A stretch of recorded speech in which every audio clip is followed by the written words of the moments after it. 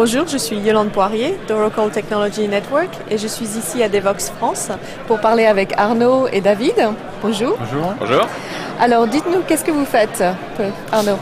Arnaud Héritier, moi je travaille chez Exoplatform, un éditeur de logiciels, et je suis responsable de tout ce qui est qualité et outillage du développement.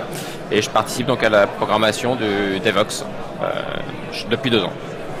David Gageot, donc je participe aussi à l'organisation de Devoxx depuis 2 ans et je suis développeur indépendant. Alors vous êtes tous les deux, vous faites partie en fait du comité qui voit toutes les propositions qui arrivent. C'est ça, le comité de sélection qui gère le call for paper, donc la gestion de toutes les propositions, puisqu'on gère l'essentiel des sessions qui sont présentées à Devoxx France via un appel à contribution, et les gens sont sélectionnés selon différents critères. Voilà. Alors comment ça s'est passé cette année? Ça s'est passé, donc on a retrouvé à peu près le même groupe que l'année dernière, on est une dizaine, et une dizaine a sélectionné parmi un nombre très important de sujets. Je crois qu'on a plus de 500 sujets. Globalement, si on prend les conférences, on a sélectionné moins de 20% des conférences par rapport au nombre qui a été soumis, qui était important. Donc on est obligé de sélectionner vraiment de prendre ce qui nous plaît le plus, ce qui va plaire le plus aux participants, et c'est très dur. Et des regrets? Des sujets que vous auriez Oui, aimé... des tonnes. Enfin, choisir, c'est renoncer. C'est clair qu'on a abandonné plein de sujets qui nous intéressent. Enfin, faut bien se rendre compte.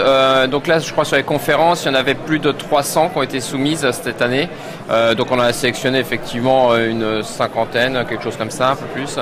Et sur la sélection, obligatoirement, donc on note sur le processus. En fait, on a un système de notation entre nous. On vote sur les sessions pour déjà essayer de répartir un peu ça nous plaît, ça nous plaît pas. Alors on pourra discuter des critères, mais et donc là-dessus, généralement, donc les notes sont entre 0 et 5.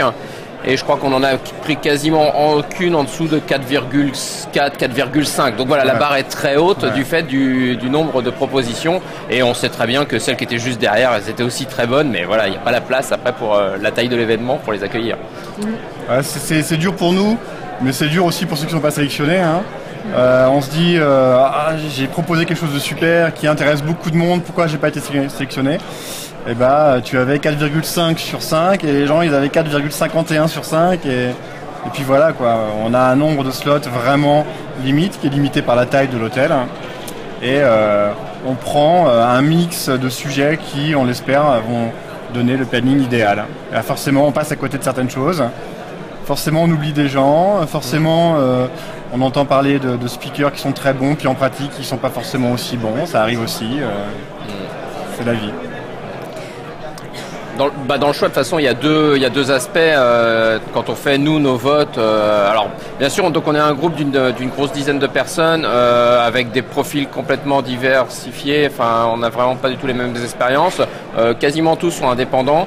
Ce qui justement évite toute adhérence aux éditeurs, à tout l'écosystème parisien qu'il peut y avoir, enfin même français. Et c'est vrai qu'il y a 2 axes sur lesquels on regarde beaucoup. Ça va être d'un côté le contenu et de l'autre côté le présentateur, la personne, savoir si elle a déjà fait, si on a déjà des retours d'expérience là-dessus. Ouais. Donc, Alors expliquez-nous un petit peu les conseils que vous donneriez aux gens qui vont soumettre des propositions. Il faut comprendre qu'effectivement, comme l'a dit Arnaud, on a vraiment ces 2 aspects-là. Nous, quand on va lire l'appel à candidature, on va lire les candidatures, il faut que le texte il soit percutant, il faut qu'on comprenne tout de suite ce que la personne veut faire. Si on se perd déjà sur 5 lignes de texte, on pense qu'on va se perdre dans la présentation. Donc il faut vraiment travailler sur son texte, il faut demander des conseils autour de soi, se faire aider dans la rédaction, demander aux gens s'ils pensent que ce sujet est intéressant, leur proposer 5-6 sujets, leur dire vous préférez lequel. Il ne faut pas hésiter non plus à envoyer plusieurs sujets à Devoxx. La plupart des gens l'ont fait 3, 4, 5 fois et on en choisit 1 sur 5, ils sont super contents. Ils ont peur qu'on choisisse les 5, ça arrive rarement, rassurez-vous. Et puis l'autre sujet, je pense, c'est s'entraîner aussi devant un public pour se faire connaître. Parce que nous, on va chercher des gens qu'on a déjà entendus, qu'on a déjà vus, qu'un tel nous a dit qu'il avait déjà vu. Il ne faut pas hésiter à participer au jug, parler dans sa société, parler en public. C'est un exercice sur lequel les gens doivent être un peu à l'aise. Après, ça dépend des types de sessions. Il y a les conférences. Les conférences, ça peut être dans des salles où il y a 300 personnes devant eux. Donc effectivement, on va essayer quand même de prendre des personnes qu'on sait à l'aise, qu'on sait qui ont une expérience de speaker. Et donc, on a des références. Après, c'est vrai que sur d'autres petites sessions comme les quickies, bah là, par exemple, on va effectivement donner la chance à des nouveaux, à des petits jeunes qui veulent s'entraîner ou qu'on n'aurait pas vu. Donc, mais c'est vrai que oui, les conseils s'ils ont des références, les personnes qui postulent auront plus de chances, bien sûr, que la personne qu'on ne connaît pas du tout et qu'on n'a pas d'informations sur elle. Et ce qu'il faut bien voir, c'est à propos du message, du texte, sur l'outil de renseignement des propositions, c'est que là, quand on en a eu donc plus de 500, ça représente, si on ne passe même qu'une minute, ce qui est donc pas grand-chose, et si nous on passe une seule minute par proposition, ça nous fait quand même déjà 9 heures de travail. Voilà. Tout ça cumulé, effectivement. Donc c'est pour ça qu'il faut que les sujets parlent d'eux-mêmes et qu'ils sachent donner l'envie de recevoir la proposition. Vous avez une idée de combien d'heures vous avez passé à revoir ou alors si vous ne voulez plus compter, vous préférez pas compter? Surtout, je pense, Arnaud, ceux qui s'occupent particulièrement de tel ou tel track. Il y a 4 track leaders. Il y a les track leaders. Là, je crois que ça fait quelques semaines qu'ils ne dorment plus. Hein. C'est ça, Moi, personnellement, j'ai dû passer comme ça un peu moins d'une minute sur chaque talk. Et après, on a passé du temps ensemble à partager, à vendre nos chouchous aux autres, à dire mais non, celui-là, il est pas bon, celui-là, il est super. Le sujet il va intéresser le monde, non ça intéresse personne et là c'est des soirées entières.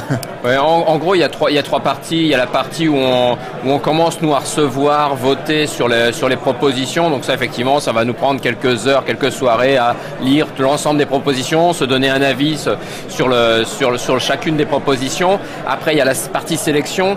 Donc là effectivement ça va être quelques soirées où là on est tous ensemble pour sélectionner à partir des votes et d'autres critères qu'on a pu évoquer pour savoir lesquels on retient, lesquels on retient pas, le programme, le contenu, etc. pour que ça matche.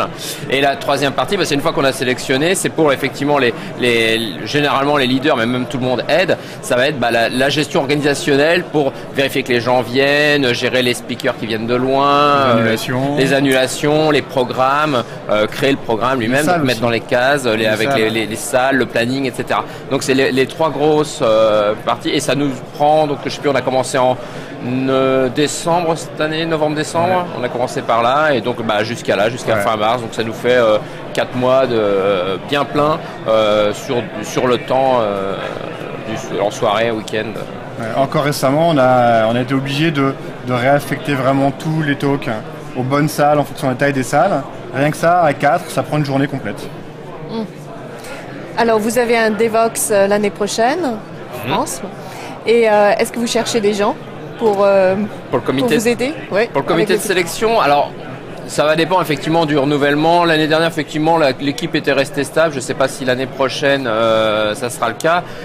Si c'était le cas, oui, de toute façon, on tiendra au courant via Twitter et via d'autres médias pour essayer justement de renouveler les personnes du comité.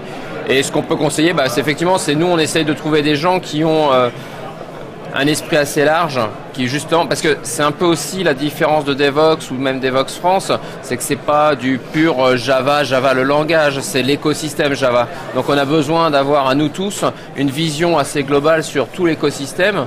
Et c'est ça donc qui fait je pense aussi la réussite de l'événement, parce que voilà, on a ce moyen de juger un peu sur tous les sujets. On a parlé d'infrastructure, on a parlé du langage et de tout un tas d'autres choses. Donc c'est là-dessus qu'on essaiera de chercher nos critères pour trouver des personnes pour compléter l'équipe. J'ai envie de dire aussi, si on veut parler à Devox, il faut proposer un sujet. Si on veut faire partie de l'équipe, il faut demander.